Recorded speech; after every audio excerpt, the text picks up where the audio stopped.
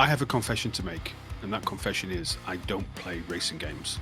Yet I'm here on the Grumpy Old Gamer podcast with Tim and Morphe, who do play racing games, and we're going to talk about the evolution or evolution, choose your poison, of this particular gaming genre. So, Morphe, welcome. Thank you very much, Hal. We're going to have a really fun conversation in a bit. We are, and I just wanted to clarify something. I'm not sacked. I'm not fired. I'm here. All right. Mhm. I listened. I listened to what you said on the last couple of episodes, and Tim is also here as well. Timothy. Hello. Do you like it when I call you Timothy? No, I can't stand it. So racing games, right? As I said at the start there, I don't really play racing games. In fact, if I think back, I played Outrun at the arcade in the early 90s. I played Road Rash on the Mega Drive, F-Zero on the Super Nintendo. I played Wipeout and Gran Turismo on the PlayStation. I think when I moved to PC, I played Colin McRae's Rally. Mario Kart as well. Mario Kart at some point in the past, but then I stopped. Whereas you guys are well up to date with Forzas and some other games, which I can't remember the names of. And we want to talk about today how we went from those arcade games when people thought, well, who's going to be interested in driving a car, to these multi-million dollar franchises that we have in 2026. So, happy with that? Is Yeah. that cool? Yeah. Okay. Morphe, as the non-old member of the Grumpy Old Gamer podcast, and I do think that your status as a young pup does call into question whether we should actually remain being called what we are. What was the first racing game that you remember playing? This is going to prove what you just said about not being old. The first racing game I ever played was a Need for Speed game, and it was the best one up until now, Most Wanted, 2005. So this is one where you play as cops or robbers, is that right? Not exactly. I mean, you are escaping from the cops, yes, but Right, okay. yeah. So I was right then when I said you play as cops or robbers. You play as robbers, escaping from the cops. Yes, but for me, robbers is more about taking things that don't belong to you. But Okay. Tim, did you ever play Driver? Do you remember Driver? Ooh, It no, was that on the a great game. PlayStation. That was that was a game which I spent a lot of time with, and I think probably because there was more to it than just racing. It wasn't just racing around the track and seeing who came first. You was escaping the cops. You were doing stunts. And do you remember the cinematic camera there, where you could go after your level? You could go in and you could like edit things with like the camera, make it look all cinematic and brilliant. Yeah, it was absolutely incredible. And I remember when that came out, PS1, because I was quite a youngin at that point. I always used to think the hubcaps like coming off was a good thing because it looked man. cool. It did. But It did. for like any racing game, well, I guess it is a racing game. You're going A to B with a set time and had to do certain things, but probably one of the hardest tutorials in any game ever. In the car park. Yes. Was it one where you had to like go in between the? Oh man, I remember that. And that was such a high barrier of entry. And I guess you always think of racing games as you get in the car and you drive the car, and you know it's very, the controls are very limited, very basic. I think it's a really good method or way of getting people into video games, is racing games, because you just press X to go and B to stop, and you steer your vehicle. And I'm sure when you're playing the games like Forza and all this kind of stuff, there's a little bit more skill involved. But at a very basic level, there's not a huge amount to them, is there? No, and I think a lot of people hated it. I remember it was obviously back then you could like rent games and stuff, and my dad didn't like it. He didn't like it. I loved it. But he was like, this is too bloody hard, blah blah blah. And it was. It really was difficult. Because you couldn't get anywhere, you couldn't get to the missions if you didn't do that. And you had like time limits and you had to do it in a certain way, and it was absolutely brutal. Mm-hmm. That was a good shout. I didn't even think of Driver. And I suppose the argument would be, Morphe, do you remember Driver? Have you heard of Driver? Yeah, I played in the PC in an emulator. It Okay. just was hard. So my question to you is Driver a racing game? You have times, you have a street, you have a car. For me, yes, a racing game. Well, it's a driving game, isn't it? I mean, you don't actually race against anybody. You just escape the cops. Race against You're time. against time and against the cops, so you're racing. All right. Okay. All right. All right.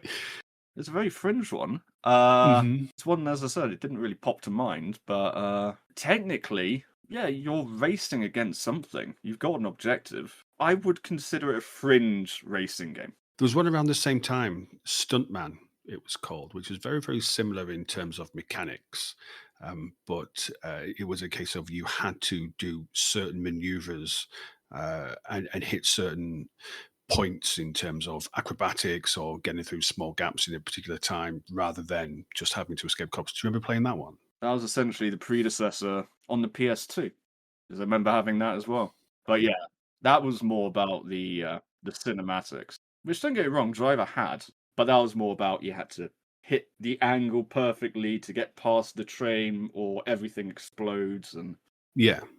So it was like a skill game rather than a pure racing game. pure timing and skill, yeah. Hmm. But Tim, same question to you then. What was the first racing game that you remember playing? Proper racing game. I can remember like sit down and playing that I considered to be a proper racing game. I think it was the original Gran Turismo Right. On the PS1. on the PS1. Yeah, yeah, that was a great game. That was kind of like the beginning of the era of, at least on consoles, or at least on that generation of consoles, of driving simulators. Because all the other ones are quite arcadey. Apart from, say, like Colin McRae and something like that. But that was a different kind of driving, really. And it just blew my mind how many cars were in it. It just made me want to play more and more and more. Now, the first racing game I remember playing is, I mean, I played Outrun and couple of the others. I forget what they were called at the arcades in the late 80s and early 90s because I am that old. But the first game I remember playing to any kind of great level of time or depth was Mario Kart on the SNES. Yeah, yeah, that's a good shout. I'm not thinking about it. F-Zero as well. Yeah, F-Zero, which was a precursor to a game I want to talk about later on. Oh, okay. Okay, yeah, of course. Yeah, yeah. But Mario Kart, and I appreciate we had arcades and all this kind of stuff, and you had these particular arcade games. But Mario Kart seemed, and as much as it was Nintendo and therefore it wasn't to be taken seriously, was probably one of the very first extremely popular racing games. Yeah.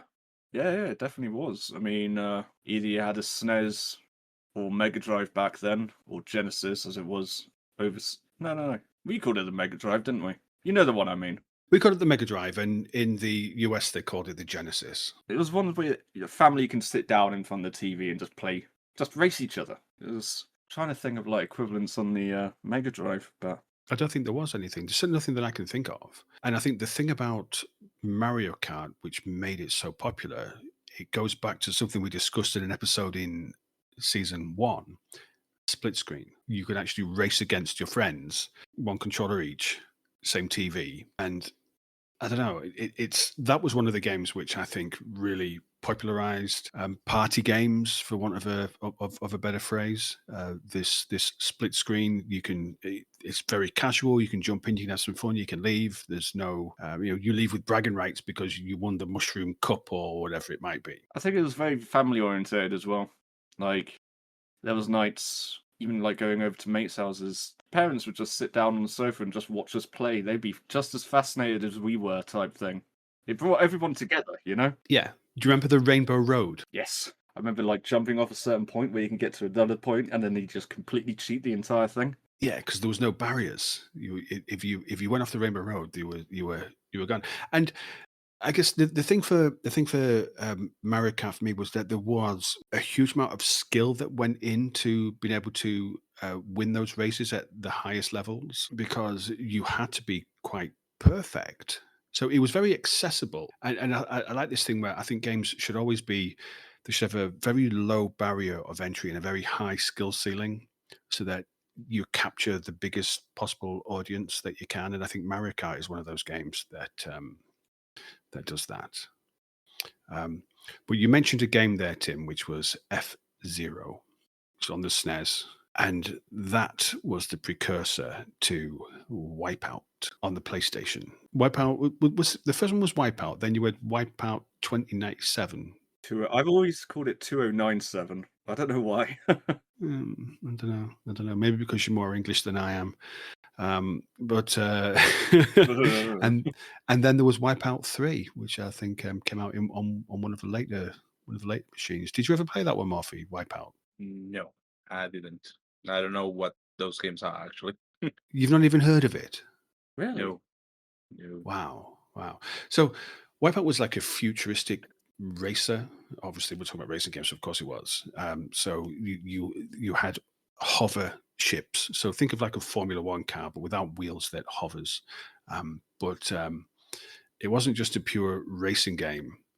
You had weapons, you had homing missiles, you had mines, you had uh, speed boosts, and all sorts of things that you could do.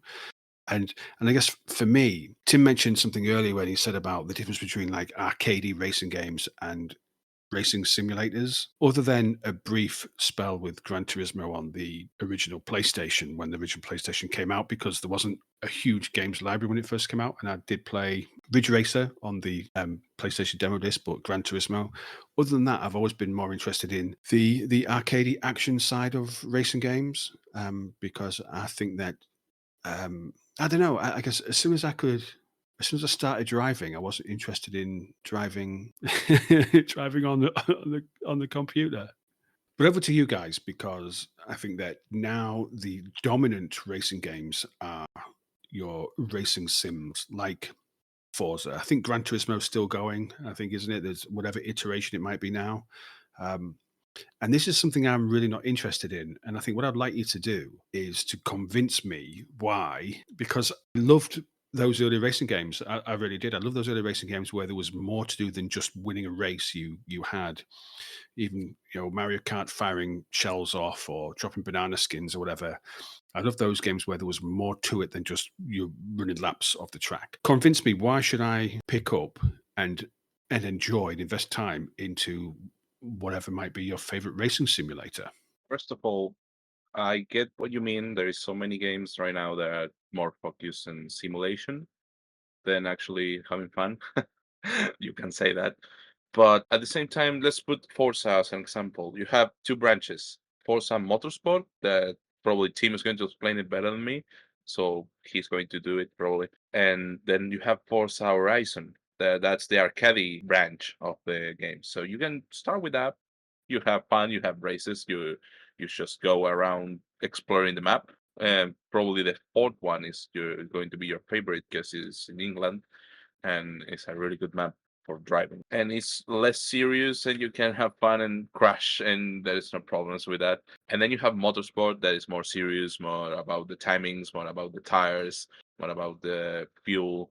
So you can still play arcade racing games. I was actually going to use Horizon as an example as well. I've spent a lot of time in Horizon, and there's a certain special place in my heart for it, I must admit. With Horizon especially, and as Morphe said, Horizon 4, definitely the best one, because it was made outside of Turn 10. Turn 10's a UK-based company. So they kind of mapped out everywhere, and it's got the Forza customization, but you can kind of make up your own modes. So you can do races, or you can go off track, or you can mix it up, or you can race like certain pinnacle things for some reason, like the Flying Dutchman and stuff like that, like racing the train and stuff like that. It's really cool, kind of like small little things that you can do. So that's Horizon, more arcadey. I think the latest one was based in Mexico, but that wasn't that great. I don't know. And the difference being, Motorsport is definitely more the simulation. That's going to be a harder sell if you don't like simulation games. It's got amazing customization. You can tune your cars to absolute perfection. You can really just, if you want to get into the nitty and gritty of just making a car specifically that you want for a class that you want to race at certain places that you want, you can sink your teeth into it. I've spent hours just mucking around with small little bits in my car, like, oh, that little tweak there would probably make a big difference, or completely screw it up. It's more to sink your teeth into rather than just driving around like a lunatic. Essentially, it's a track-based more than anything else, rather than open world. I mean, when I say that I prefer the arcadey ones, I do remember spending a hell of a lot of time playing one of the very first F1. The EA do the F1 games on the PlayStation. I can't remember, but one of the very first Formula One games, and I used to love just going into Monaco, and it was a simulator. It was a simulation. So I'm not averse to that kind of thing, or at least I wasn't when I was a younger man. But what I wanted to talk about was there's one of the games which I've seen recently, which seems to be much more open world. So you can like drive around and go wherever you like, and then maybe you go and join a race, and then you drive somewhere else and join. So rather than just being a case of you do 3 or 4 laps of the same track, and then when you win or you lose or whatever, and then you gain points, you could actually go off somewhere, drive down country roads, and go and join a different race. What game's that? There's a new Horizon coming out, but you've just explained Horizon. I completely forgot to say, it's actually quite an important feature thinking about it. You're welcome. Yeah. I was getting more into like you can just go around and do whatever kind of races you want, or just faff around. The main point is, when you go into Horizon, you're plonked into a lobby of this open map with like, I think 100 other players. And they're all just driving around doing whatever the hell they want. And you can get into like, hey, this person wants to do a race, and here's a main hub. And they had this thing, it's like a Forzathon, which is like a big air balloon. And you can open your map and you can see like 10 people like driving towards it, and then you kind of get this parade of people driving towards it, and then it activates it and it gives you missions to do. And these are just random people. I mean, you can play it single player, but the point of it is to be playing with other people. It's a really cool atmosphere when it works. In adding to that, you also have something called season cars and searching car, I think is the name. Basically, in order to unlock special cards, you have to search them in the map. They're going to time appear in your map like a big purple circle, and you go to that circle and start searching for a shed, like a parking space, and there is a car inside, and you unlock for you. It's free. That's a cool feature that Forza Horizon has. At the same time, there is another thing that Tim didn't mention, that there is races like in the middle of the map, and you don't have to accept it. You should stop your car. A random player parks beside you, and you should start racing, because you just press the bonk button, like pop, pop, and then you start racing to him. Like that's it, and you start chasing around the map because you are bored, and everyone does that in Forza Horizon. No, you've actually done the complete opposite. What he means is the randomness of it is actually really quite nice, actually. Like there's this really long motorway, because it's in England, so it's definitely a motorway. And people would get their hypercars, and you're not even in the same event, but you would just see like someone just go vroom straight past you, and you're like, "What's he doing?" So you turn around, smash through the barriers, go to the other side, and just go vroom. And then everybody would wait at the roundabout at the end and just see how fast you can go, because they have these things called speed traps. And you have to hit a certain speed for it to get like certain levels. So you can tell where they are, because you'll just see people like in the fastest cars that they can, just waiting so they can get the perfect run, because it does have traffic in the game.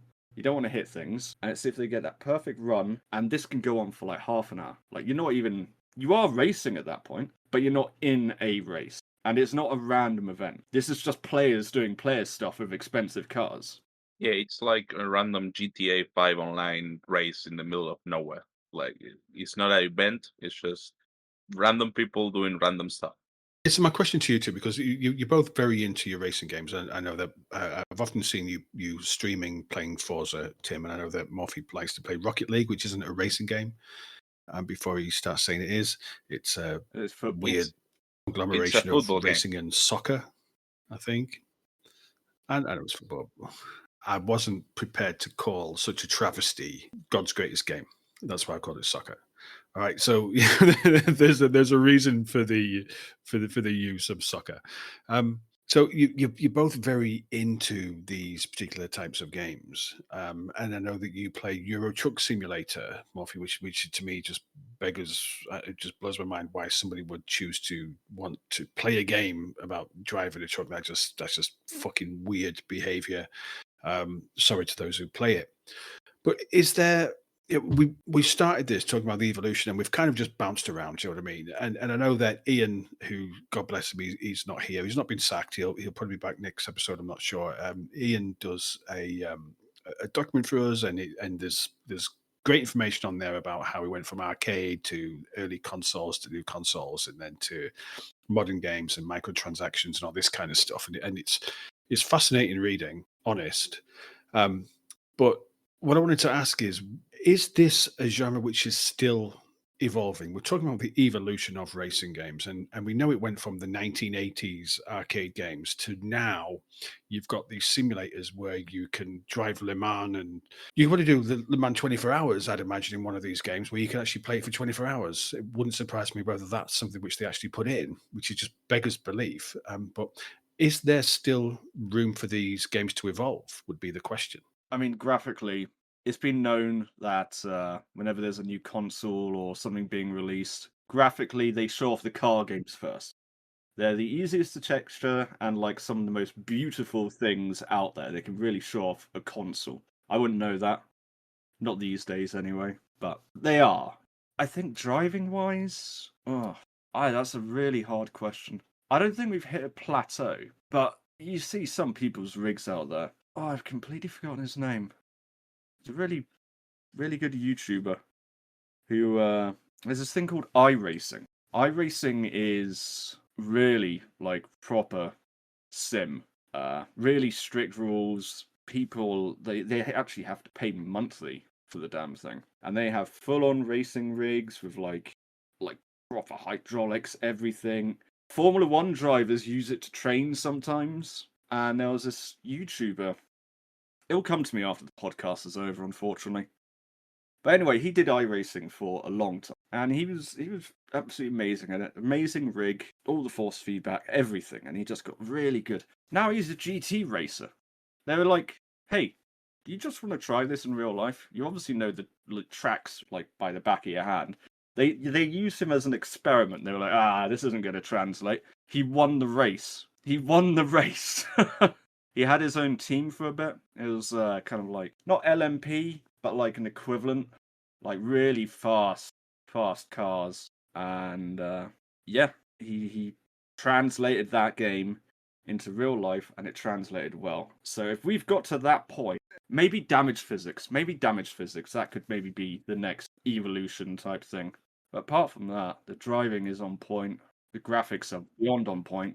Yeah, I think I remember watching you play a game, and I think it was Forza Motorsport you were playing, which you've said is like I mean, if I'm wrong, just say you're wrong. Like a high level simulation of motorsport. I mean, it's in the name, and you were driving some sort of weird vehicle of some description, doing 200 miles an hour or whatever, and you clipped a barrier, and it's like, and then you kind of like bounce back onto track, and you're away, and it's like you could be dead. It was actually, yeah, it was, yeah, and it's like you would be dead, hitting any kind of obstacle at that speed, and I guess it's like, is this where the evolution is? Is this where we're going to go from here? Where is it just more realism? Do games just get more real and less arcadey? Is that where this genre is heading? And if so, does it, because Morphe used the word boring earlier in relation to Forza Horizons, are we in a situation where the more real things become, the less fun they become? When I use that word bored, what I was meaning is you did 15 races in Forza Horizon, and you just want to drive around the map. That's what I meant. Not that you're actually bored of the game, because if you are going to play another thing. That's what I meant. Yes. You said the word bored, so therefore, I mean, you can argue semantics all you like. Do you know what I mean? But you said boring or bored or whatever. So explain it away as much as you fucking like. You said bored or boring, but anyway, please, please continue. Games like Gran Turismo, Forza, even iRacing to an extent. iRacing has a good damage model, but it doesn't show. Because they have so many licensed cars, people like, say, Ferrari, Lamborghini, stuff like that, they might not want to give you that license anymore if you can completely total their cars. So, I mean, it's obvious. If you're going to hit something at 200 miles an hour, you're going to die. No, I remember that being said about one of the very, very early games as well when they started putting licensed cars in, and it might have been Gran Turismo, I can't remember, but they said the damage, there was no damage models on racing. I think like, if I remember back to Gran Turismo on the PS1, I had a Nissan Skyline, which was probably one of my favorite cars to drive in that game. And it was like you'd ram it into a bridge and there was no damage because Nissan didn't want they didn't want to display that these cars could actually look wrecked. Some games do have it, really, really good damage models, but they're using kind of like faux pas cars. They're not not licensed cars. There's this isn't a racing game, but it's a very good. Well, actually, you can race it now. There's a game called BeamNG. You can race in that game, but none of the cars are licensed. But you can mod that. You can mod that into the game, and that's the beauty of it. But the damage model in that game, whew, insane. It's a CPU exploder. It is really incredible. I've seen it. So I think it's quite popular with content creators. I've seen clips on TikTok and things like that of them driving particular cars over crates or down particular tracks where there's spinny things smashing up cars and all sorts of things like that. So yeah, I can see the appeal of these damage models in terms of people want to see that. And I guess, is that an indicator that more real is more wanted rather than more arcade is wanted? Kind of throwback to what you were saying about the Formula One games. I know now they're owned by EA, and because it's Formula One, their damage models in that game, if you put it to realistic, which is, oh god, if you want to have a heart attack, play Formula One on realistic in first person. You can only imagine. Even if you just slight dink, cut, buckle, race over after doing test 1, test 2, practice 1, practice 2, practice 3, qualifying, get into the race, someone goes up your ass. Okay, that was a fun 5 seconds. Cool. But there must be a market for that kind of realism. It's like if you think about, and I know that you play FIFA as well, but that's not. There's no realism in soccer games, football games, like you get in racing games. I think a long time ago, the games of racing got a division, and now there's two types. But back in the day, it was about who can make the more realistic game uh, of races. And right now, there are two different kinds. There's arcade and real ones. So when you ask about evolution, which one are you referring to?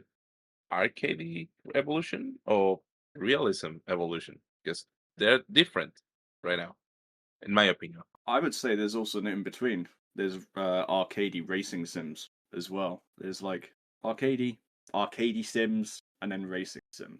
And Well, I guess it's a spectrum, isn't it? I guess it's a spectrum. You're going to go from Mario Kart to F1 2026, for if that's even a game that exists, I wouldn't know.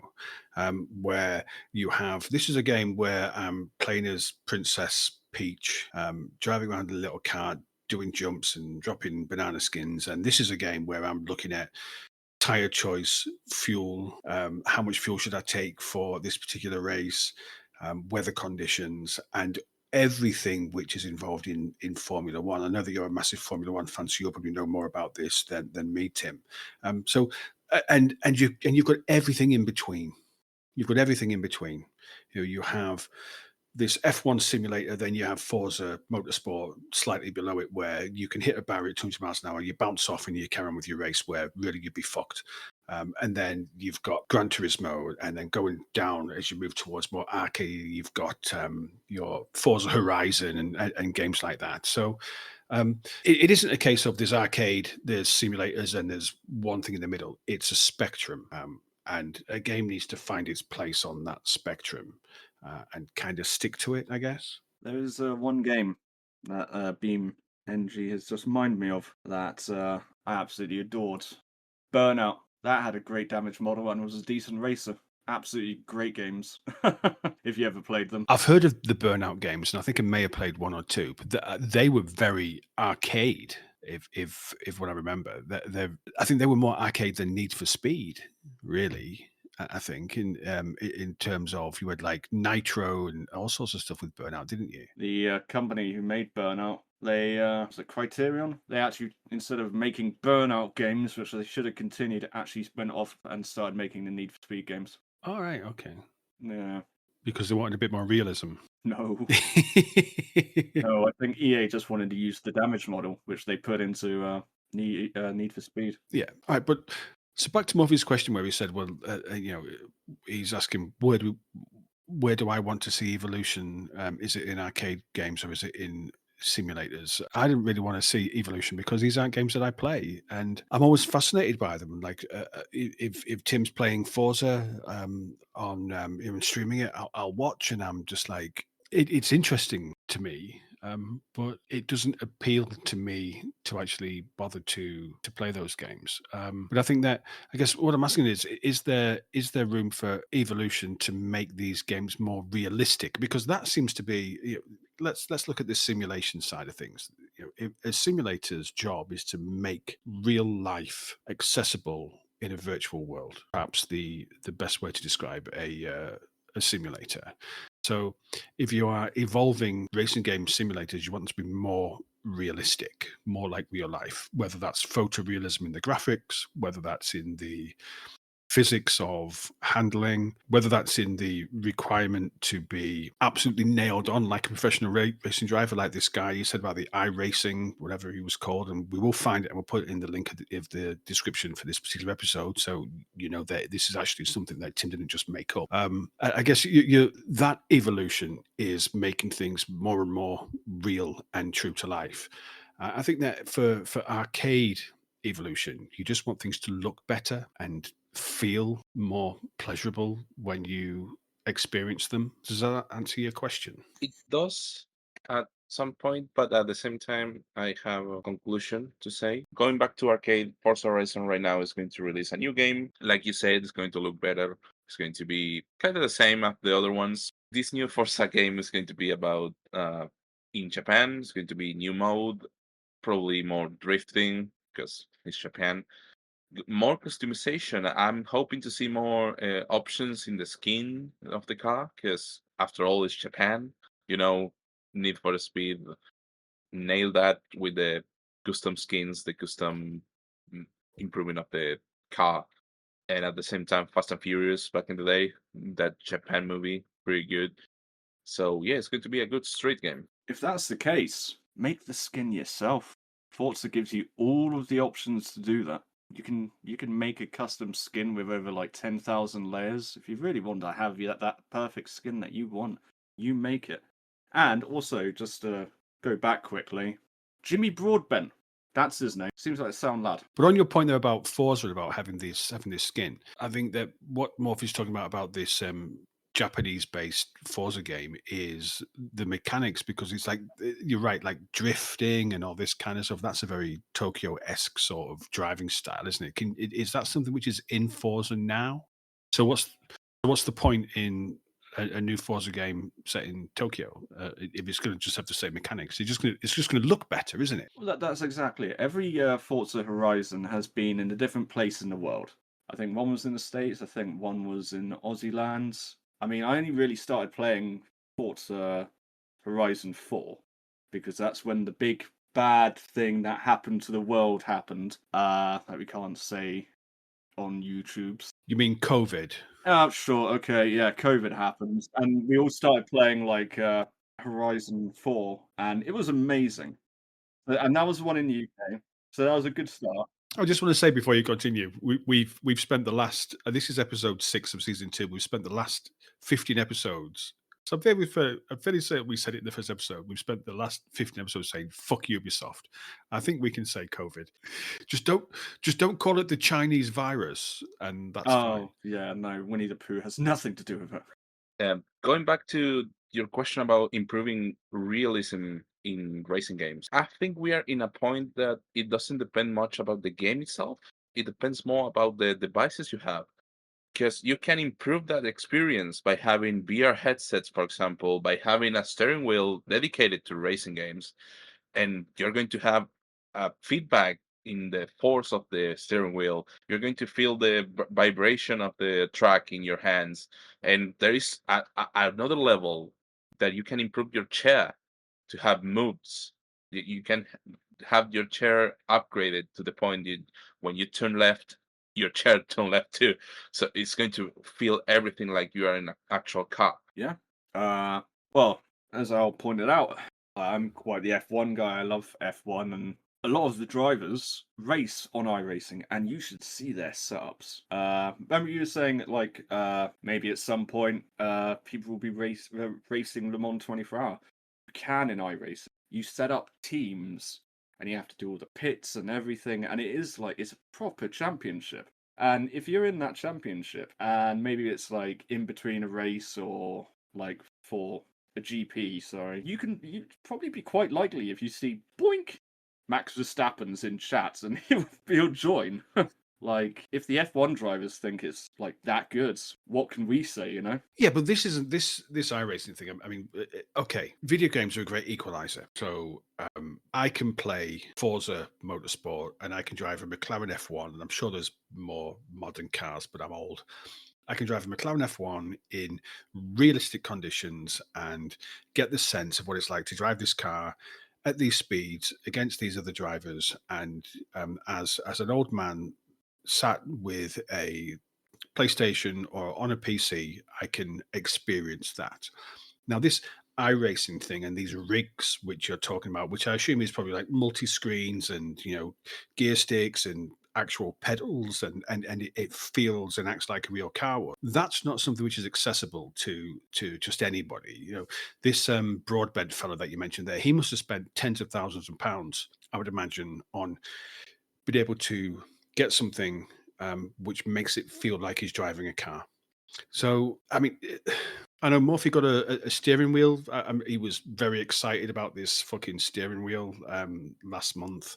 Yeah, I've got a steering wheel way. And I was like, well, I really wasn't that interested. I couldn't give a shit whether you got a steering wheel. You know what I mean? Because I think if I pick up a controller and I play a game with a controller, I'm going to get the same experience as what you are. Am I wrong in saying that? It really depends on what you want out of the game. And I think that's it with especially racing games. Like, yeah, you can play it. I'm not going to say casually, because if you're playing a simulator like say Motorsport, of course, yeah, you can use a 360 pad, or an Xbox One pad or whatever. Same with like Gran Turismo. Or you can go whole hog if you want to bung it into manual, have a steering wheel, have all the gear stick, handbrake, and pedals. You can do that if that's the experience that you want. It's very much dependent on what you want. And I think that's the beauty of it. At the same time, going with the things Tim said, if you're going to that point, is because you really like that game. I'm not saying the game should uh, have that like a requirement. No, I'm not saying that. I'm just saying that if you want to improve the experience, you have that chance to make it more real and have the max amount of fun possible with that realism. And that's exactly it. It doesn't have to be one specific game. Like if you're playing iRacing, you're probably playing a set of course. If you're playing a set of Corsa, you might have dabbled in Forza Motorsport. If you've dabbled in Forza Motorsport, you might have just picked up this latest Le Mans Ultimate, which is actually it races in the different categories, like the full Le Mans race. You have GT3s, you've got the LMP2s, and you've got the hypercars, all racing on the same track at the same time. and that's all about how you want to play it. You could just play it with a controller, or if you really want to get into it, just go whole hog. And if that's what you want to do, that's what you want to do. It's all about how you want to play it. It's kind of like that. And going back to me having the steering wheel, yes, I have. It's not a top tier steering wheel. It's an entry Logitech G29 something. So it's pretty good. It does what it's supposed to, and it's really fun. And fuck you all, I was playing Euro Truck with it, and I had fun. So fuck you. That's fair enough. Fair enough. I mean, I guess I'm not entirely sure what the point is that I'm trying to make, but I guess what it comes down to is this: is that you have this evolution where games are becoming, and I think you both agree that games are becoming more and more realistic in terms of the damage, in terms of the, or maybe not the damage, but in terms of the visuals, in terms of the handling, in terms of, especially with the simulators, the tires, the weather, the all these different effects, all these different variables which come in and impact real life races. They're starting to. They've probably been there forever. And I remember playing Formula One on the PlayStation, where if it was raining, you'd change your tires, and that was quite revolutionary to me back then. I was like, wow, I have to make a change to my car because of the environmental conditions, and it was fantastic. So those things have that's not an evolution; they've already existed. But I suppose the way that they're implemented would be has probably improved. I suppose the point that I want to make is that you have to reach a natural ceiling where you can't get any more realism unless you invest in one of these racing rigs and you have a racing chair and racing pedals and a racing steering wheel. And by that point, just go and buy a racing car. Just go and buy a racing car and drive around a racing track because you spent so much money on being able to play a video game. And people's hobbies, and I'm not going to take away from that. I'm not dismissing these people as weirdos, even though they are. I'm going to use me as an example because I've had seizures. I'm banned from driving. This is the closest thing I've Right. had safely driving. You're banned from driving on public roads. You could still drive on a private road. The laws of the land don't apply to private roads. But I don't want to risk that. yeah, fair enough. Fair enough. You don't want to risk it, and I appreciate that there's going to be people who can't do certain things, and this is a way of doing it. The point I'm trying to get at is that you must reach a point where it's a case of, unless you're willing to invest thousands, if not tens of thousands of pounds in getting these realistic setups, how do games evolve beyond where we're at now? And I guess I just don't see the path. I don't see where they're going to go to become, because everything looks amazing watching you play Forza. It looks so real, and that's just on a screen. Where do you go from here without saying to people, well, actually, we need £10,000 for you to have a full rig setup? That's a very valid question. One that honestly I don't think I can answer. I think we really have not hit a brick wall, but kind of very lucky to be alive where we are with these kind of games. I'd love to see where the evolution goes, or evolution, whatever. I can't see where it'd go either. Like, if you're willing to put all that kind of money in, and maybe a VR as well, because oh my god, racing with VR and a steering wheel, that's next level. I can't see where it'd go either. Apart from maybe more shiny, and it's already very shiny. It is. It already looks very real. So I guess a final question for Morphe. I mean, sticking to the same theme, have we reached the limit of where these games can evolve to? I don't think that's the case. In my opinion, there is some adjustments they can do to the physics of the game. Like Tim said, the destruction model that's physics, but at the same time, the driving physics can be better still, because technology is always improving. I don't want to say this, I hate it, but AI is there. It can help to make a more realistic experience in driving. I'm not saying realistic in terms of new devices to it, just more better physics in terms of you turn left and you actually feel like a real car in real life. Because sometimes in games you can feel it's not that real. Sometimes, not always, depends the game, of course. But I think that's the path they're going to take. Because, like you said, if they decide to make it more realistic, we are going to be connected in the matrix already. And I don't know what's the next step, to be completely fair. Maybe we already are. Yeah. Maybe. Let me say this, shitty programmers, if we are in the matrix, they need to do some upgrades to the system. Tim, do you see it evolving beyond where we're at now? And if so, it's a two-part question because I'm feeling mean. And if so, how? It's valid. I've semi-answered that because I really do think we have hit a certain wall. They can only really make it more shiny. Yeah, physics. I think if there was to be like a perfect game, it would have all racing cars in it, and it'd have every bloody car and each individually mapped. That's going to be very, very difficult to do. That would be pinnacle type thing. Sometimes they'll kind of put under a certain model, which in some cars feels a bit floaty, as you almost said, Morphe. It's like it feels a bit floaty when certain cars shouldn't. Certain should give you a bit of a kick up the arse, and others should feel a little bit smoother than they actually are. And yeah, damage models, if we're going further, damage models would be interesting. Personally, there's so much choice out there for so many different types of simulation games. It really depends on your preference, in all honesty. That's probably the best answer I can give. I can't personally see where it'd go any further at the moment. Yes, adding to that, I agree with Tim.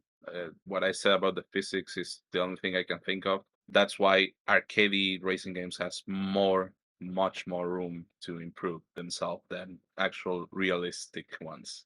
Any final thoughts, Tim? Arcade games are supposed to be floaty in my eyes. They're arcade games. It's a different experience. Yeah, exactly. You don't play an arcade racing game to feel the realism of driving, and I guess that's probably why I don't play simulated driving games, because I drive a lot, and it's like, well, why would I? You know, if you were a postman, you wouldn't want to play a postman simulator, I guess. So you know, it's I don't know, man. So the general consensus is there probably is a little bit of room to maneuver when it comes to simulators, but arcade races have got a long way to go. There's much more room for maneuver in there. Is that a fair summation of this episode? Yeah. I would say with arcades, the whole point of arcade is it's so vast, it can do whatever it wants. That's the whole point of arcade. Simulation has got such right to like the kind of like pinhead type thing of what can change these days. Because simulation it really has got to a point where I'm not sure what I would change. But arcade, so big, yeah, it just surprised me. You know what I mean? Mm-hmm. Well, if they want to release the next Wipeout game, then I'm invested. But I think what we'll do, gentlemen, is we'll leave it there because we're approaching the end of our time together. So thank you very much for coming and trying to convince me to try racing games. I'm probably not gonna. I'm probably not gonna.